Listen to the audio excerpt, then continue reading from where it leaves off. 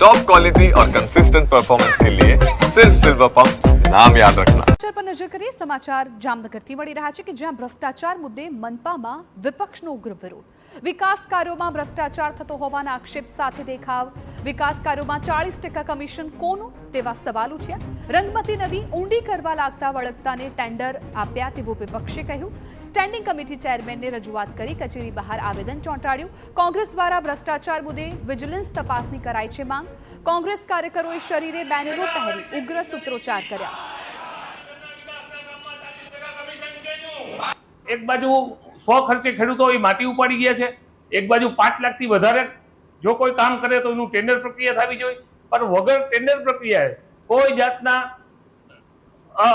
जातना प्लानिंग वगर 8 करोड़ थी पण वधारे जे रकम मंजूर करी दरखास्त करी चेरमेने दर्शावे छे के आमां 40% नी भागीदारी छे। आ पदाधिकारीओनी अमे वारंवार कही छी आ जे स्टेन्डिंग कमिटी छे स्टेन्डिंग कमिटी नहीं पण सेटिंग कमिटी छे અને દર વખતેની જેમ આમાંય ક્યાંક ભ્રષ્ટાચાર થયો છે